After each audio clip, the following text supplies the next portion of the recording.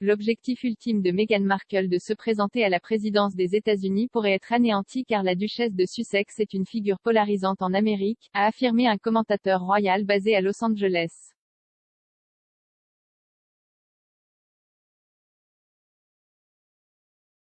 L'expert royal Kinsey Schofield a prédit que Meghan, qui vit en Californie avec le prince Harry après avoir quitté ses fonctions royales, fera un jour une offre pour la Maison-Blanche.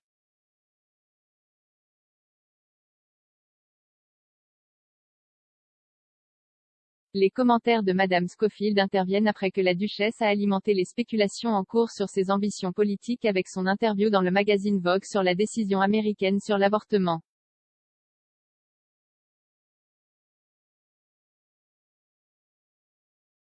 Mais le commentateur royal s'est demandé si les Américains voteraient pour l'ancienne actrice, qu'elle a décrite comme une figure très polarisante.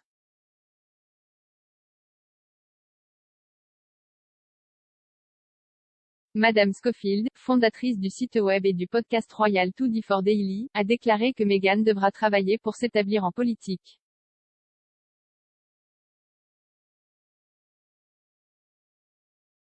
L'expert royal a déclaré à express.co.uk, lorsque Meghan n'est pas d'accord avec quelque chose, elle ne reste pas assise et regarde, elle commence presque immédiatement à essayer de mettre en œuvre le changement.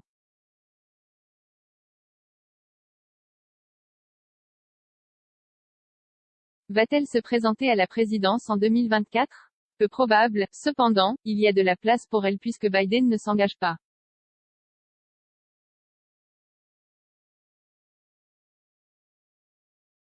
Elle se connecte avec des personnalités politiques pour leur demander comment elle peut les aider dans leurs efforts, et je pense que le but ultime serait qu'elle puisse éventuellement se présenter elle-même une fois qu'elle s'est établie comme une personnalité politique familière.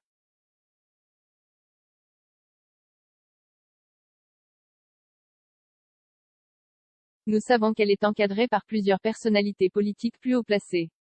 Elle est amie avec Stacey Abrams, Hillary Clinton, Kamala Harris.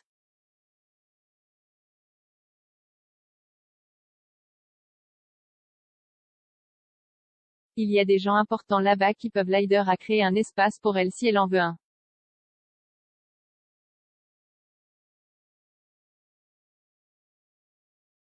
Le peuple américain voterait-il pour elle? Je ne pense pas. C'est une figure très polarisante aux États-Unis.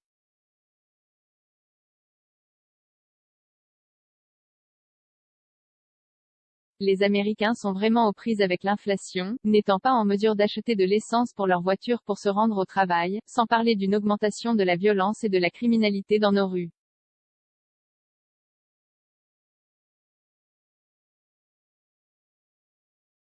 Ils ont l'impression qu'elle leur prêche depuis son manoir de Montecito dans un poste qu'elle a obtenu grâce à son mariage.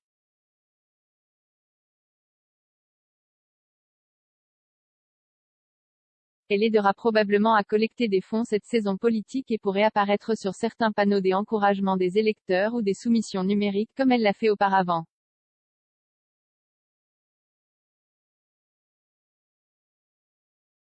Elle devrait s'établir en tant que personnalité politique avant de se lancer dans la course, et je ne considérerai pas l'article de Vogue comme une grande décision politique.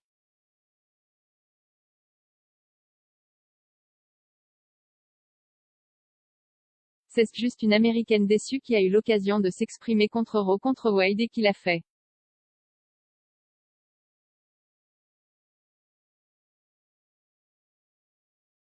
Cependant, je dirais toujours que si elle l'avait fait sur son podcast, historiquement, cela aurait eu beaucoup plus d'impact.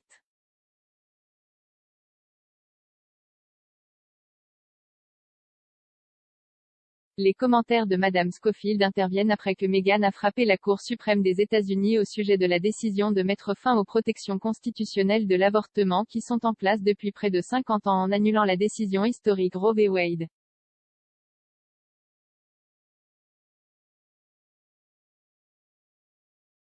La duchesse a insisté sur le fait que cette décision dit aux femmes qu'elles n'ont pas d'importance et a appelé les hommes à s'exprimer car elle a averti que cela représentait un plan pour inverser les droits, y compris le mariage homosexuel et l'accès à la contraception.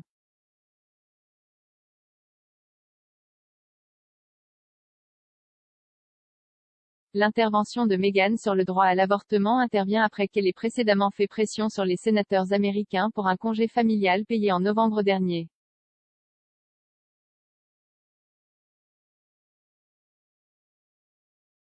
Et en 2020, la duchesse a exhorté les Américains à voter lors de l'élection qui a vu Joe Biden battre Donald Trump, qu'elle a un jour décrit comme « misogyne » et « diviseur ».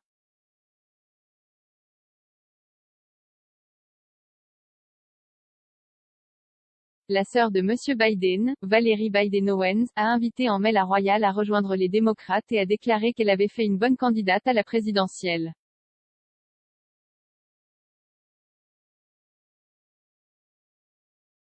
Cela survient alors que Meghan et Harry vivent à Montecito après avoir quitté la famille royale en mars 2020.